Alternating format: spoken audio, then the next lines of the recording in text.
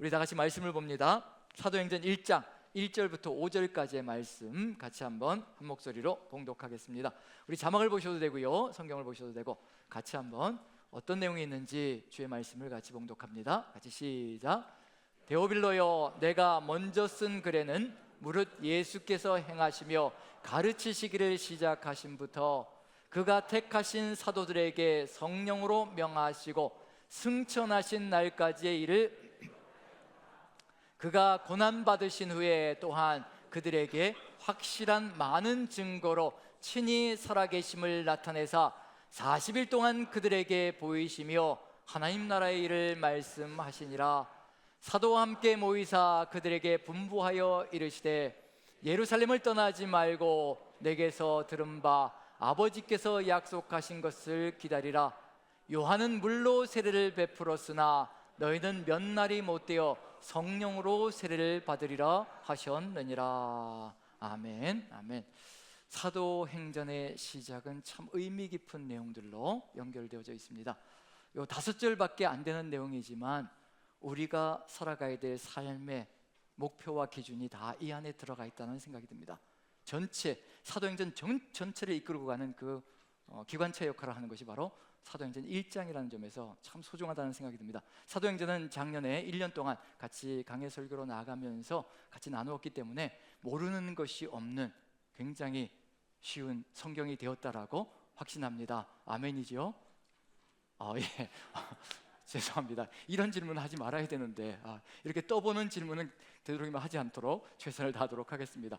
인력을 작년인데 벌써 이제 1개월 지나고 나니까 또 좀 희미해지는 그런 일이 벌어질 수가 있는데, 어쨌든 하나님의 은혜 가운데 또 사도행전을 오늘 하루로 이렇게 좀 한번 전체를 요약하면서 마무리 좀 하려고 합니다. 사도행전의 내용 시작과 끝은 어떤 내용으로 시작하고 어떤 내용으로 끝을 맺고 있을까? 이게 연결되어지면요 우리에게도 연결될 수가 있거든요. 사도행전의 시작에서 주님이 말씀하셨던 것이 마지막에 맨 마지막 절에 가서 제자들에 의해서 어떻게 연결되어지고 있는가, 그게 굉장히 소중한 의미입니다. 그리고 그렇게 연결고리가 연결되어져서 우리에게까지 연결되어지면 어떤 역사가 이루어질까, 그게 이제 어디에서 답이 들어가 있냐면 이미 마태복음, 마가복음, 누가복음, 요한복음서 속에 사도행전 속에서 가야 될 길은 다 들어가 있습니다. 그러면 이제 마태, 마가, 누가, 요한복음을 다시 한 번 더 요약하면요, 사도행전에서 어떤 단어가, 사도행전 속에는 어떤 말이 가장 많이 등장할 것인가, 그게 또 요약적으로 나타날 수가 있습니다. 그게 우리의 삶이 또 되어야 한다는 얘기니까요. 그래서 다시 한 번 더 요약해 보려고 합니다. 마태복음서 속에서 하나님께서 2가지 이름으로 이 땅에 오셨습니다. 예수라는 이름과 임마누엘이라는 이름으로. 예수라는 이름은 우리를 죄에서 구원하시기 위해서, 우리를 구원의 생명으로 인도하시기 위해서 자신의 생명을 다 주시기 위해서 오셨다는 것을 보여주고 있습니다. 다 주시는 거지요. 생명을 다 주셔서 우리를 구원해 놓으시고요, 그것도 모자라서 이 구원을 지켜주시려고, 영원토록 지켜주시려고, 우리가 잃지 않게 만들려고. 우린 세상 속에서 살아가니까요 한순간에 시선을 잃어버릴 수가 있거든요. 보는 것이 달라지면 모든 것을 잃어버릴 수가 있습니다. 그래서 그 구원, 그 십자가 지시고 우리를 구원해 주신 그 구원을 지켜주시려고 임마누엘로 우리와 함께 하시며, 하나님이 영원토록 우리와 함께 하시는 그 삶을 통하여 우리를 이끌어 가시고 인도하셔서 영원한 천국의 길로 끊임없이 인도해 가신다는 것. 그 과정 속에서 우리가 배워야 할 것이 뭐냐면, 우리는 그저 주님이 지켜주시는 그 길만 걸어가는 것이 아니라 주님께서 우리와 함께 하심으로 우리가 예수 그리스도를 닮아가는 삶을 통하여 제자의 길을 걸어가면서 또 믿지 않는 사람들까지도 주께로 이끌어가는 그 역사를 이루어가는 사명이 우리에게 들어있다는 것. 그래서 마가복음서 속에는요, 예수님께서 하나님의 아들이 걸어가야 될 길, 하나님의 아들 예수 그리스도의 복음의 시작이라, 예수님께서 시작하신 그 복음을 우리도 연결시켜서 세상 속에 그 복음을 증거하는 것, 그게 뭐냐면 바로 예수 그리스도께서 걸어가신 하나님의 아들의 길. 우리도 자녀가 됐잖아요. 우리도 아들이 되었고 딸이 되었습니다. 하나님의 구원 역사로.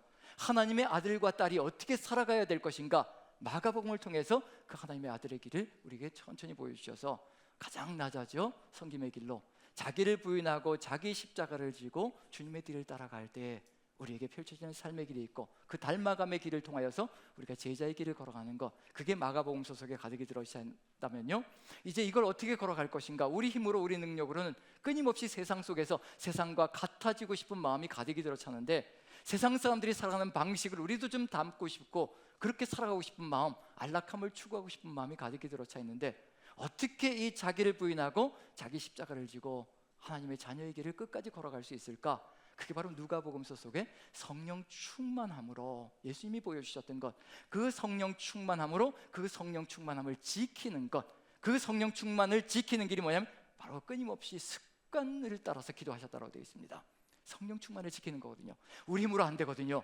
내 의지로 안 되고 내 의지를 굽히고 주님께 다 올려드릴 때 주의 성령께서 우리를 사용하셔서 우리를 삶의 길로, 생명의 길로 이끌어 가신다는 것, 누가복음서 속에 성령 충만과 그리고 그 기도를 통하여서 하나님의 뜻이 이루어지는 나라가 이루어진다는 것. 그래서 성령 충만함으로 기도로 성령께 모든 의지를 드리고 성령께서 이끌어 가시는 길을 걸어갈 때 거기에 펼쳐지는 나라가 있죠. 하나님 나라가 펼쳐집니다.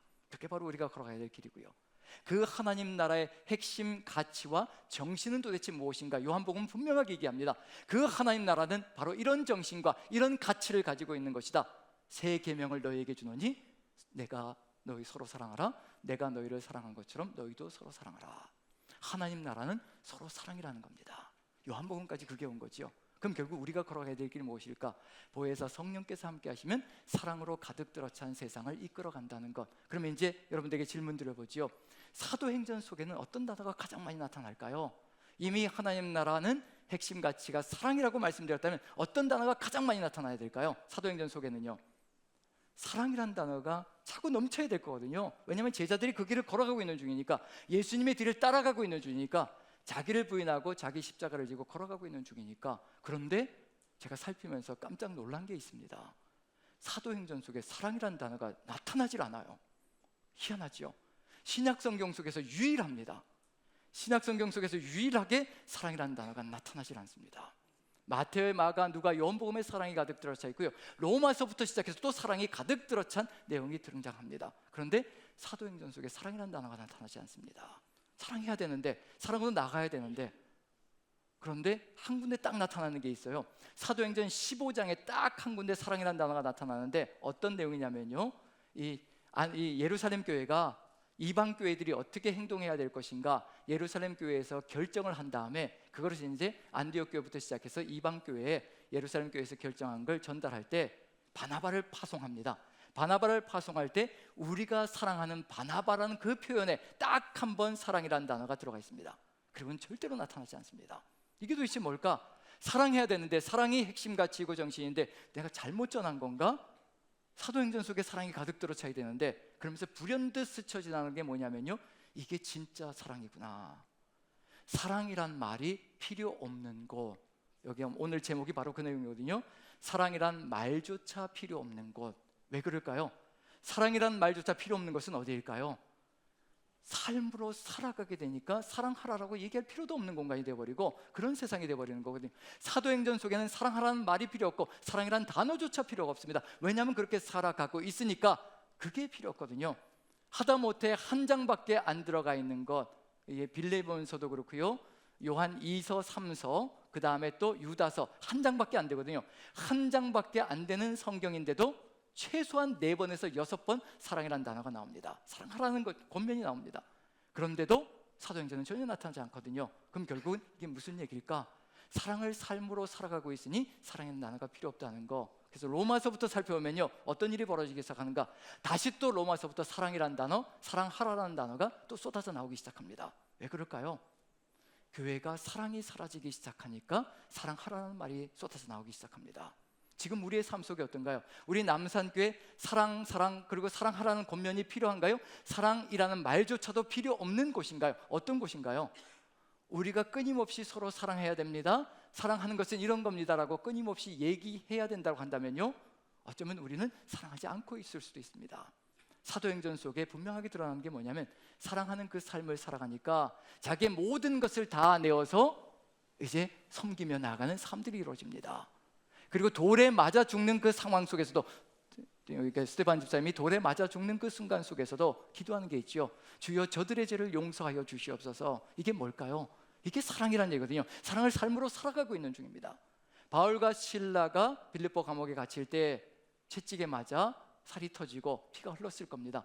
그런데 그 한밤중에 하나님을 찬양하고 기도했다라고 이야기를 합니다. 찬양하고 기도했다는 게 도대체 뭘까요? 누구를 사랑하기 때문일까요? 원망과 불평이 쏟아져 나올 만도 한데 그런 것이 아니라 정말 하나님을 사랑하는 그 간절함으로 하나님께서 뜻하신 바가 있으실 것이라 그것을 믿음으로 찬양하며 기도하는 시간을 갖습니다. 이게 사랑이 아니고 뭐겠습니까? 우리의 삶의 여정 속에서 역시 마찬가지로 역시 우리의 삶의 여정이 이와 같은 길로 걸어간다면 우리의 삶의 여정 통해서 사랑이란 단어조차 필요 없는 곳이 만들어질 수 있을 것이라는 것, 그게 바로 하나님 나라라는 것을 우리에게 알려주신다면 우리가 걸어가야 될 길이 무엇일까? 사도행전 1장 속에 답은 다 들어가 있습니다. 이미 마태복음부터 요한복음까지요, 우리가 걸어가야 될 삶의 길은 거기에 다 들어가 있고요. 그리고 사도행전 속에서 1장 속에서 이제 걸어가야 될 길, 그걸 다시 한 번 더 보여주며 이렇게만 걸어간다면 이제 사도행전 2장부터 시작해서 하나님의 역사가, 하나님의 나라가 아름답게 펼쳐질 것이라는 것을 우리에게 알려주고 있습니다. 그래서 다시 한 번 더 사도행전 1장 1절부터 5절까지 답이 어디에 있는지, 그런 세상을 이끌어갈 수 있는 길이 어디에 있는지 같이 한번 나눠보도록 하겠습니다. 자, 3절 중심에 들어가 있거든요. 중심이 목표점이 되어 있습니다. 이 중심 속에 예수님께서 간절히 소망하시는 것, 십자가 지시고 이 땅에 다시 부활하시고 그리고 승천하시며 다시 또 성령으로 오시는 그 이유가 무엇인가가 답이 들어가 있습니다. 자, 같이 한번 읽으면서 한번 살펴봅니다. 사도행전 1장 3절입니다. 같이 읽습니다. 시작. 받으신 후에 또한 그들에게 확실한 많은 증거로 친히 살아계심을 나타내사 40일 동안 그들에게 보이시며 하나님 나라의 일을 말씀하시니라. 무엇을 가르치셨다고 되어 있냐면 부활하시고 40일 동안, 승천하시기 전에 40일 동안 이 땅에 계셨는데 한 것이 딱 한 가지라고 얘기하십니다. 다른 것 하신 것이 아니라 하나님 나라의 일을 가르치셨다. 십자가 지셨거든요. 고난을 받으셨고 십자가 지셨고 그리고 또 부활하셔서 확실한 많은 증거로 살아계시다는 것을 우리에게 알려주십니다. 살아계시다는 것을 확실한 증거로 계속 보여주신다는 얘기는 뭐냐면요, 주님께서는 지금도 살아서 역사하시고 계신다는 것을 알려주고 계시는 중입니다. 지금도 우리와 함께 하신다는 것, 계속 제자들에게 자신의 살아계심을 보여주셨고 증거하셨다는 것은 절대로 사라지지 않았다는 것, 눈에 보이지 않을지라도 살아계시다는 것을 증거하고 있다는 것을 알려주고 있는 중입니다. 그리고 살아계신 이 주님과 함께 걸어가야 될 길이 무엇인가? 40일 동안 다른 것을 한 것이 아니라 하나님 나라의 일을 증거하셨다. 하나님 나라의 일을 전하셨다. 그럼 목표가 뭐라는 얘기인가요? 예수님께서 이 땅에 오신 것은 다른 것을 이루기 위해서 오신 것이 아니라 바로 하나님 나라를 이 땅에 이루기 위하여 오셨다는 것을 우리에게 끊임없이 알려주고 계시는 중입니다. 우리가 원하는 것은 도대체 어떤 나라일까요? 우리가 추구하는 세상은 어떤 세상일까요? 우리가 지금 회복되기를 간절히 소망하고 있는 나라는 어떤 나라일지 한번 마음에 새겨보십시오. 우리가 대한민국이라는 나라 속에 살아가고 있습니다. 지금 어지럽고 힘겹고 버거운 시간들이 흘러가고 있는 중입니다. 무엇이 회복되기를 우리 마음속에 간절히 소망하고 있는지, 정말 대한민국에 하나님 나라가 세워지기를 간절히 소망하고 있는지, 아니면 대한민국의 국력이 다시 또 회복되어지기를 간절히 소망하고 있는지, 그것을 우리가 돌아본다면 우리가 심어야 될 것, 우리가 바라봐야 될 것이 무엇인지, 정말 나라를 사랑하고 애국심을 가지고 있다면 우리가 그리스도인이 되어서 정말 예수 그리스도의 제가 되어서 이 하나님 나라, 이 땅에 심는 것, 그것이 이루어질 때 우리 대한민국은 가장 아름다운 나라, 이 세상을 빛으로 비추는 나라가 될 것이라는 것을 안다면요, 예수님께서 하시고자 하시는 것이 무엇인지 분명히 드러날 것입니다. 자, 이 하나님 나라, 이 하나님 나라를 세우기 위해서 반드시 필요한 게 무엇일까? 그게 바로 테두리로 감싸고 있는 내용들이 우리의 삶 속에서 이루어질 때 이루어질 수 있다는 것, 그걸 보여주고 있는 중이거든요. 우리의 힘과 능력으로도 아니고 우리의 생각과 계획으로도 안 되고 바로 테두리 감싸고 있는 것, 1절과 2절과 4절과 5절, 이것이 우리의 삶이 된다면 우리는 하나님 나라 바라보며 나아가는 역사가 펼쳐질 겁니다. 자, 1, 2절 같이 한번 읽어볼까요? 같이 읽습니다. 시작. 데오빌로여, 내가 먼저 쓴 글에는 무릇 예수께서 행하시며 가르치시기를 시작하신부터 그가 택하신 사도들에게 성령으로 명하시고 승천하신 날까지의 일을 기록하였노라.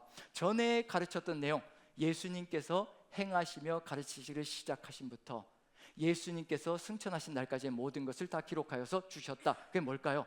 오직 예수님께서 하신 모든 것들을 우리가 마음속에 새기며 나아가는 것, 그게 무엇으로 가능하다는 것을 얘기하고 있는 중에 성령으로 가능하다는 것을 분명히 알려주고 있는 중입니다. 우리의 생각으로는 절대 따라갈 수 없지만 성령께서 우리 안에서 역사하시며 우리의 삶 속에 예수 그리스도가 행하신 것이 무엇인지, 가르치신 것이 무엇인지 우리에게 기억나게 하시고 생각나게 하실 때 우리의 삶의 여정이 주와 함께 걸어가는 그 삶을 걸어가며 하나님 나라를 바라보는 그 역사가 있다는 것을 우리에게 알려주시고 계시는 중입니다. 그리고 그 성령께서 함께 하실 때 우리는 어떤 존재가 될 것인가? 이러한 존재가 될 것이라는 거. 자, 4절 5절 같이 한번 읽어보죠. 4절 같이 시작. 사도와 함께 모이사 그들에게 분부하여 이르시되 예루살렘을 떠나지 말고 내게서 들은 바 아버지께서 약속하신 것을 기다리라. 요한은 물로 세례를 베풀었으나 너희는 몇 날이 못되어 성령으로 세례를 받으리라 하셨느니라. 분명한 게 약속하신 것을 기다리라. 성령께서 강림하실 때까지, 성령께서 오시지 않으시면 절대로 움직여서는 안 된다는 것을 이야기하고 있는 중입니다. 지금 우리의 삶의 여정 속에서 내가 지금 어떤 마음을 가지고, 무엇을 가지고, 어떤 계획을 가지고 어떤 길을 걸어가고 있는지, 그게 우리의 삶 속에서 분명히 살펴봐야 될 내용이거든요. 약속하신 것을 기다리라. 성령께서 강림하시며 우리의 삶을 이끌어갈 때까지, 성령의 충만함으로 인도해 가실 때까지 우리가 나가지 않는다면 절대로 서나갈 수 없을 것이라는 거. 그게 뭐냐면 5절을 보시면요, 우린 이와 같은 존재가 되어야 된다는 것을 얘기하고 있습니다. 제가 다시 한번 읽어봅니다. 요한은 물로 세례를 베풀었으나 너희는 몇 날이 못되어 성령으로 세례를 받으리라 하셨느니라. 저는 이 한 문장, 이 한 절이 무엇이라고 확신하냐, 거듭남이라고 확신합니다. 니고데모와의 대화에서 예수님께서 분명히 말씀하신 것이, 물과 성령으로 거듭나지 않으면 절대로 하나님 나라를 볼 수 없다, 하나님 나라를 갈 수가 없다, 분명히 선포하신 것이 있거든요. 하나님 나라가 어디에 있는가? 물과 성령으로 거듭나는 것에 있다라고 분명히 말씀해 주셨습니다. 그 거듭남의 비결이 무엇인가? 여기서 보시면 요한은 물로 세례를 베풀었고요, 물 세례입니다. 물과 성령으로 거듭날 때, 물 세례를 받을 때 어떤 일이 벌어질까요? 물 속에 잠기는 그 순간에 우리의 옛사람은, 옛자는 죽는 겁니다. 내가 죽는 겁니다. 내 육신이 죽고, 내 자아가 죽고, 내 삶이 죽고, 그리고 물속에서 올라올 때 다시 사는 것이 있지요. 그리고 성령 세례를 받으면서 새롭게 역사하는 것이 있습니다. 성령 세례라는 것은 이제 성령이 내 삶을 이끌어 간다는 것을 얘기하는 겁니다. 그럼 무슨 얘기일까요? 거듭났다는 것은 어떤 의미일까요? 내 옛 자아가 죽고 내가 죽고 성령께서 이끌어 가시는 사람이 된다는 것, 그것을 얘기하는 겁니다. 거기에 뭐가 있다고 얘기하는, 바로 하나님 나라가 있다는 것을 분명히 얘기하고 있는 중이거든요.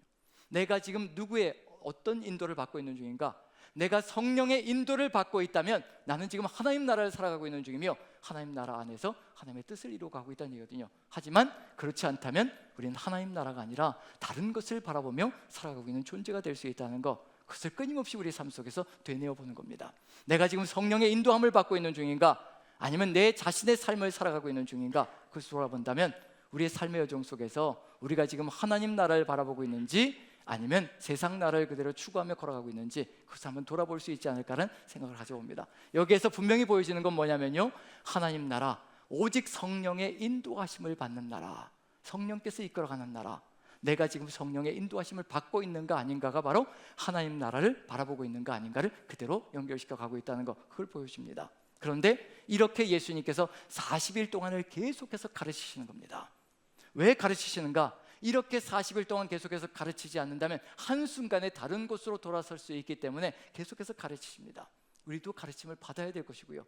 자, 이렇게 하셨는데도 불구하고, 40일 동안 이렇게 하셨는데도 불구하고 그 다음에 제자들이 하는 말이 있습니다.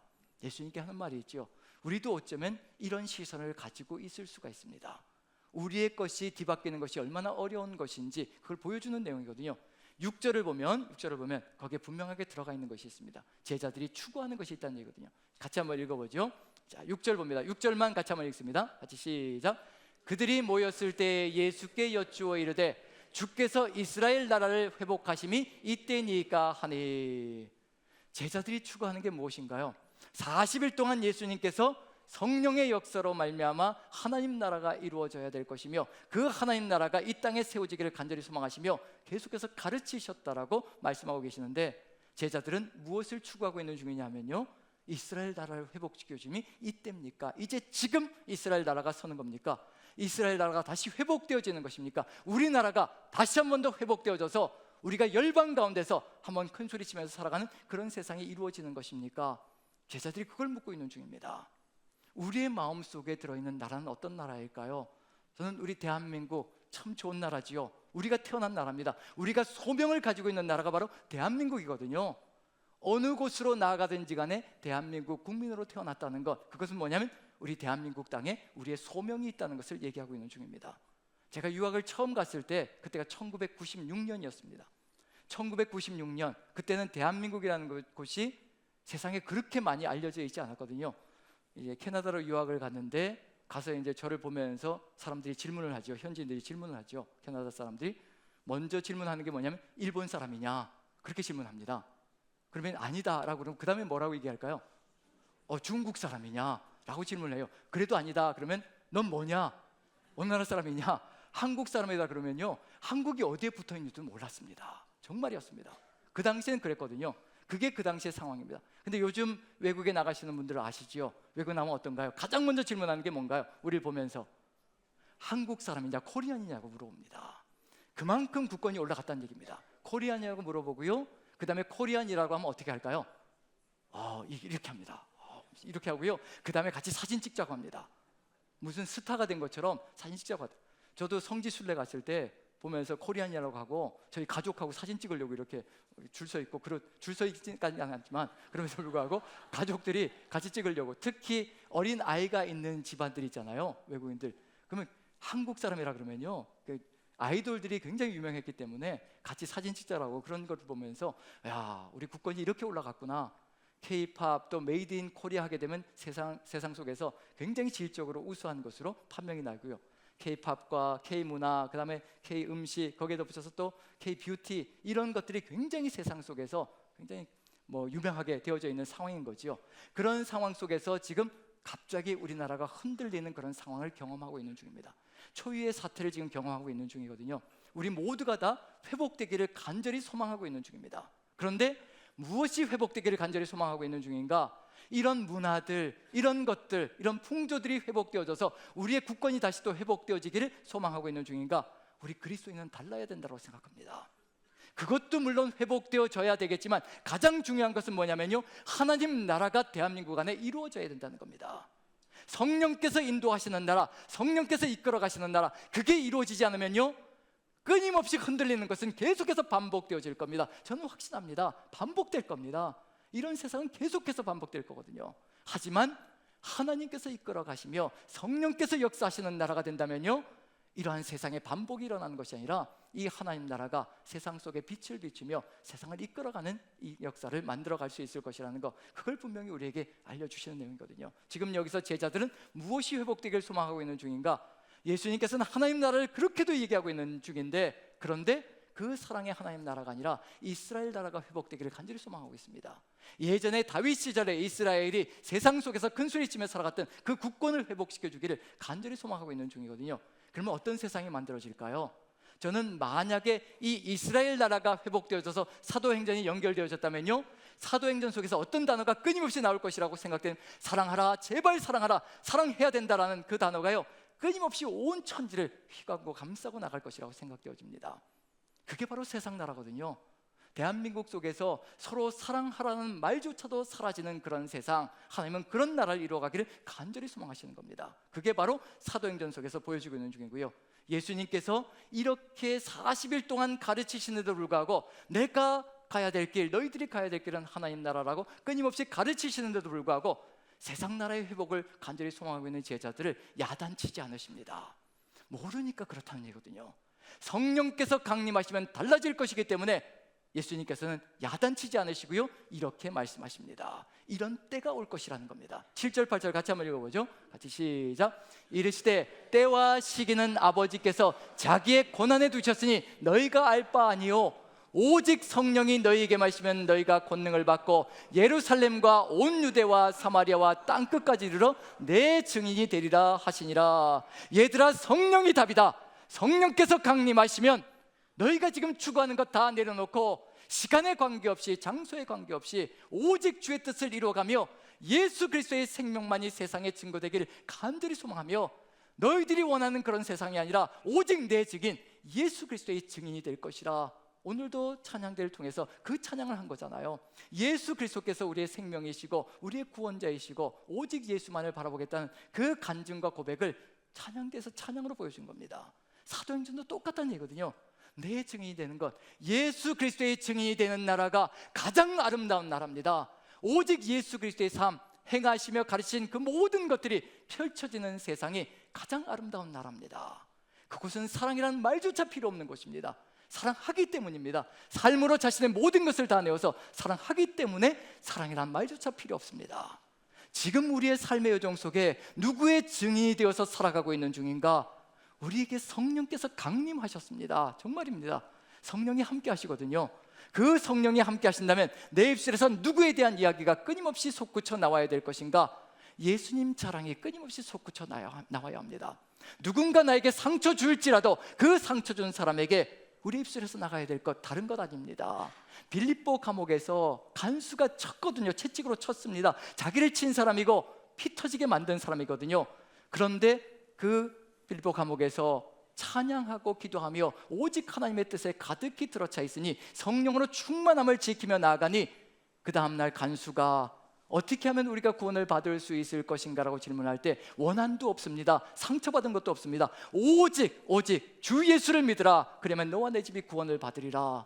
예수 그리스도의 증인이 되어서 나에게 상처 준 자까지도 오직 주님이 그 안에 주인이 되시고 왕이 되시면 새로운 세상을 맛볼 것이며 하나님 나라 맛볼 것이라는 것을 알기에 우리는 끊임없이 예수의 증인이 되어서 걸어가는 삶을 살아간다는 것, 그걸 이야기하고 있는 중입니다. 바로 이런 나라가 가장 아름다운 나라, 바로 성령께서 역사하시는 그 나라가 세상에서 최고의 나라를 이루어갈 수 있다는 것을 우리에게 알려주시는 겁니다. 우리가 그 마음을 품고 간다면 우리를 통하여서 하나님 나라가 이루어질 겁니다. 자, 이 하나님 나라, 성령 충만으로 이루어가는 나라인데 그 다음에 나오는 내용이 있겠죠. 이제 성령 충만을 지켜야 합니다. 성령께서 강림하시면 반드시 지켜가야 되고요, 그리고 지켜가는 길을 통하여서 이 충만을 잃지 않을 때 세상 속에서 끝까지 하나님 나라를 이루어갈 수 있거든요. 그걸 지키기 위해서 예수님께서 보여주신 것이 있습니다. 그게 뭔가요? 습관을 따라서 기도하셨다라고 되어 있습니다. 그럼 그 다음 내용은 당연히 무슨 내용이 나올까요? 기도하는 내용, 제자들이 기도하는 내용이 나올 겁니다. 성령 강림하시면 이 길을 걸어가면, 이 1장에서 주어진 이 길을 걸어간다면 이 충만을 잃지 않고 세상의 위협 속에서도 오직 주의 뜻을 이루어가며 걸어가는 삶이 될 것이라. 그래서 그 다음 내용을 한번 살펴보죠. 자, 12절 같이 한번 읽어봅니다. 같이 시작. 제자들이 감람원이라 하는 산으로부터 예루살렘에 돌아오니 이 산은 예루살렘에서 가까워 안식일에 가기 알맞은 길이라. 예수님이 승천하신 다음에 이제 제자들이 돌아왔습니다. 감람원에서 예루살렘으로 돌아왔습니다. 그리고 하는 것이 있지요. 13절부터 15절까지 자, 몇 명이 기도하고 있는지 봅니다. 같이 읽습니다. 시작. 들어가 그들이 유하는 다락방으로 올라가니 베드로, 요한, 야고보, 안드레와 빌립, 도마와 바돌로메, 마테와 및 알페오의 아들 야고보, 셀로딘 시몬, 야고보의 아들 유다가 다 거기 있어 여자들과 예수의 어머니 마리아와 예수의 아우들과 더불어 마음을 같이하여 오로지 기도에 힘쓰더라. 모인 무리의 수가 약 120명이나 되더라. 그때 베드로가 그 형제들 가운데 일어서서 이르되 오로지 기도하는 일에 전심을 다하며 나아가고 있다는 것. 이 기도가 계속해서 서나갈 때 어떤 세상이 만들어질 것인가? 성령 충만을 잃지 않는 세상을 만들어 갈 것이라는 것을 분명히 얘기하고 있는 중입니다. 자, 몇 명이 기도했다고 되어 있나요? 120명이 기도했다고 되어 있습니다. 이거 좀 모자라는 숫자 아닌가요? 120명? 몇 명이 기도하고 있어야 될까요? 예수님께서 분명히 명령하신 게 있습니다. 부활을 목격한 사람들에게 분명히 명령하신 게 있어요. 예루살렘을 떠나지 말고 약속하신 곳이 올 때까지, 약속하신 분이 올 때까지 기다리라 분명히 명령하셨거든요. 그런데 120명이 기도하고 있는 중입니다. 약속한 것을 기다리며. 본래 몇 명이 기다리고 있어야 될까요? 고린도전서 15장을 보면 바울이 고백하는 것이 있습니다. 자기에게 주님이 나타나셨다. 그리고 고백할 때 몇 명인지 한번 살펴보죠. 한번 읽어봅니다. 고린도전서 15장을 봅니다. 4절부터 8절까지 같이 한번 읽어보죠. 같이 시작. 장사 지낸 바 되셨다가 성경대로 사흘 만에 다시 살아나사 게바에게 보이시고 후에 12제자에게와 그 후에 500여 형제에게 일시에 보이셨나니 그 중에 지금까지 대다수는 살아있고 어떤 사람은 잠들었으며 그 후에 야고보에게 보이셨으며 그 후에 모든 사도에게와 맨 나중에 만삭되지 못하여 난 자 같은 내게도 보이셨느니라. 일시에 몇 명에게요? 500여 형제에게. 자매들까지 합치면 몇 명이 될까요? 자매들까지 합치면 더 많은 숫자가 될 겁니다. 그런데 형제 자매 모여서 몇 명이 지금 마가의 다락방에서 기도하고 있다고 얘기하고 있나요? 120여 명이 모여서 기도하고 있다고 얘기하고 있습니다. 20% 정도입니다. 항상 이 세상을 이끌어 나가는 주역들은 20% 정도라는 것을 보여주고 있는 중입니다. 우리 남산교회에서 사역으로 최선을 다하며 우리 남산교회를 이끌어 나가는 분들이 몇 퍼센트 정도 될 것인가? 아마 유사하지 않을까라는 생각이 듭니다. 모두 다는 아닐 것입니다. 그런데 중요한 것은 뭐냐면 이 20%가 무엇을 이루어가야 될 것인가? 80%를 이끌어 가야 합니다. 그래야 바른 세상을 이끌어갈 수 있고 세워갈 수 있는 역사가 있다는 것. 지금 앞장서 나가며 성령의 충만함 가운데 걸어가고 있는 분들이 계시다면요, 다른 분들을 그렇게 살아가지 못하고 있는 분들을 이끌어가며 하나님 나라를 세워가는 것이 소명으로 주어져 있습니다. 나만이 아니거든요. 모두가 함께 걸어가는 삶을 이루어가는 것, 그게 바로 우리의 사명 속에 들어가 있습니다. 이렇게 120명의 성도들이 기도하면서 하는 것이 있죠. 그 하는 내용이 뭐냐면 성령의 충만함을 지키는 것, 기도 속에 그 답이 들어가 있습니다. 기도하면서 하는 것이 있습니다. 이게 바로 기도라는 것을 알려주고 있는 중입니다. 그래서 한번 읽어보면서 이 기도, 우리가 기도하는 것, 내 원대로 마시고 아버지 원대로 하시옵소서라는 이 기도가 바로 하나님 나라 아름답게 이루어갈 수 있을 것이라는 것을 새기면서요, 한 명의 사도를 뽑는 이야기가 등장합니다. 한 명의 사도를 뽑을 때, 가룟 유다가 떠난 그 자리를 뽑을 때 어떻게 뽑아가는지 보십시오. 이게 바로 내 원대로 마시고 아버지 원대로 하는 기도의 묘미라는 것을, 기도의 원리라는 것을 알려주고 있는 중입니다. 한번 읽어봅니다. 1장 22절부터 26절까지 같이 한번 천천히 읽어봅니다. 같이 시작. 항상 우리와 함께 다니던 사람 중에 하나를 세워 우리와 더불어 예수께서 부활하심을 증언할 사람이 되게 하여야 하리라 하거늘, 그들이 두 사람을 내세우니 하나는 바사바라고도 하고 별명은 유수도라고 하는 요셉이요, 하나는 마띠아라. 그들이 기도하여 이르되 무사람의 마음을 아시는 주여, 이 두 사람 중에 누가 주님께 택하신 바 되어 봉사와 및 사도의 직무를 대신할 자인지를 보이시옵소서. 유다는 이 직무를 버리고 제 곳으로 갔나이다 하고 제비 뽑아 마띠아를 얻으니 그가 11사도의 수에 들어가니라. 기도하며 사도 한 명을 채우는데요, 그런데 어떻게 사도를 채워가는지, 자, 우리 같으면 23절을 읽으면서요, 어떤 사람을 뽑을 것인지, 우리는 투표를 하잖아요. 투표를 하게 되면 어떤 사람을 뽑을 것인지 한번 생각을 해보시기 바랍니다. 제가 다시 한번 읽어봅니다. 23절. 그들이 두 사람을 내세우니 하나는 바사바라고도 하고 별명은 유수도라고 하는 요셉이요, 하나는 마띠아라. 자, 누가 유명한 사람일까요? 이름이 세 가지나 등장하고 있습니다. 한 사람은요, 근데 한 사람은 그냥 마띠아예요. 그럼 누가 초대교회에서 유명한 사람이었다는 느낌이 드나요? 자, 바사바라는 사람, 바사바, 바르는 아람어인데요, 바르는 아들이라는 뜻입니다. 사바의 아들이라는 뜻입니다. 그걸로 알려져 있습니다. 그럼 누가 유명하다는 얘기인가요? 아버지 사바도 상당히 유명한 사람이다라는 것을 알 수가 있고요, 거기에 덧붙여서 유수도라는 별명을 가지고 있습니다. 사람들이 유수도라고 별명을 지었어요. 올바른 사람, 정의로운 사람, 공의로운 사람이라는 뜻이거든요. 이 요셉이라는 사람이 얼마나 공의롭게 올바르게 정의롭게 살아가는지 사람들이 별명으로 그 별명을 붙여줬습니다. 거기에 덧붙여서 본명은 요셉이라고 얘기합니다. 분명히 잘 알려진 인물이거든요. 잘 알려져 있다는 것은 무슨 얘기일까요? 투표하게 되면 유리한 고지를 점령하고 있다는 것을 알려주고 있는 중입니다. 마띠아는 그냥 이름 하나로 알려져 있는 중이고요, 투표를 한다면 분명히 요셉이라는 사람이 뽑혔을 겁니다. 그런데 하나님께 다 맡깁니다. 우리의 생각을 따라, 우리의 의지를 따라 뽑아가는 것이 아니라 하나님께서 이렇게 적임자들을 세워놨으니 하나님께서 뜻하신 사람을 세우셔서 그 중심까지 다 하시오니 하나님께서 역사하여 주시옵소서. 기도하고 하나님께 맡기고 제비 뽑아서 주의 뜻을 이루어갑니다. 자, 지금 시대에 한번 질문 드려보세요. 지금 시대에 사도를 한 명 뽑는다고 한다면, 전체 교단, 대한민국 전체 교단에서 사도를 한 명 뽑는다고 하면 어떤 일이 벌어질까요? 투표해서 뽑는다고 하면 어떤 일이 벌어질까요? 각 교단별로 대표 한 명 뽑는 것도 아마 치열한 싸움이 벌어질 겁니다. 그래서 한 명을 세워서 각 교단별로 한 명씩 내세우는 것도 어려울 것이라는 생각이 들고요, 그 정도로 치열하게 공방전을 벌일 겁니다. 그런데 분명히 기억해야 될 것이 있습니다. 지금 여기서 사도를 뽑는다는 것은 어떤 의미일까? 우리가 지금 임직을 한다는 것과는 현저한 차이가 있을 것이라는 것을 생각해 볼 수가 있습니다. 여기서 사도를 세운다는 것은 뭐냐면요, 가장 앞장서서 순교의 제물이 되는 사람입니다. 주 예수 그리스도의 부활을 그 당시에 증거하며 나아간다. 그럼 앞장서서 순교자가 1순위로 되는 사명을 감당한다는 것을 그대로 알려주고 있는 중이거든요. 지금 우리의 삶의 여정 속에서 임직을 할 때 정말 우리가 그런 각오와 그런 자세로 임직에 임하고 있는지 그걸 살펴본다면 정말 임직이 얼마나 소중한 것인지, 앞장서서 주의 뜻을 받들어 나가며 주의 나라 이루어가는 그 사명자들이 되어질 때 주의 나라가 얼마나 든든하게 살아갈 것인가, 이와 같이 이루어가는 그 삶의 여정을 통해서 이렇게 성령 충만함으로 하나님 나라가 이루어지고, 그리고 성령 충만함을 지키기 위해서 기도로 끊임없이 하나님의 뜻에 맡기고 나아가는 이 삶의 길을 걸어간다면 마침내 결론에 가서 이루어질 것이 무엇일까? 예수님께서 가르치셨던 그 하나님 나라가 제자들을 통해서 어떻게 연결되어져야 될 것인가? 마지막 절을 한번 살펴봅니다. 사도행전 28장 30절 31절 한번 같이 살펴봅니다. 같이 한번 읽어보죠. 무엇으로 결론이 나는지, 사도행전의 맨 마지막 절입니다. 같이 읽습니다. 시작. 바울이 온 이태를 자기 셋집에 머물면서 자기에게 오는 사람을 다 영접하고 하나님의 나라를 전파하여 주 예수 그리스도에 관한 모든 것을 담대하게 거침없이 가르치더라. 마지막 절이 뭐냐면 하나님의 나라를 전파하며 주 예수 그리스도에 관한 모든 것을 담대하게 거침없이 가르치더라. 내 증인이 될 것이라고 한 그 의미, 바로 예수 그리스도의 증인이 되는 것, 그것이 이루어질 때 하나님 나라는 막힘없이 거침없이 세상을 향해서 나아갈 것이라는 것을 그대로 알려주고 있는 중입니다.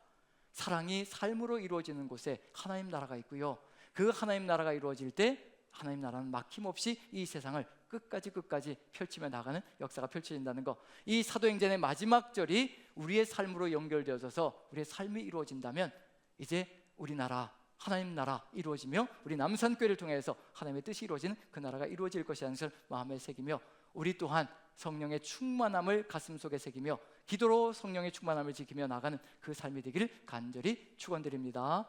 우리 같이 한번 기도했으면 좋겠습니다.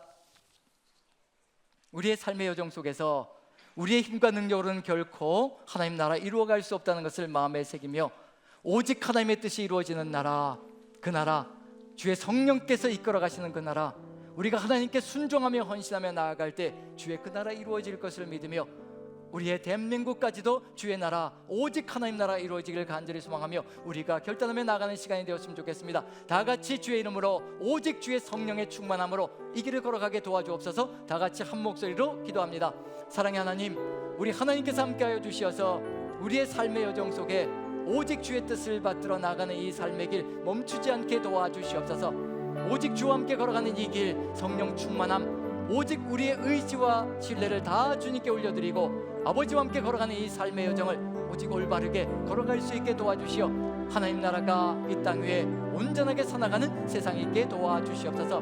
이 모든 말씀 우리 구주 예수 그리스도 귀하신 이름 받들어 기도합나이다.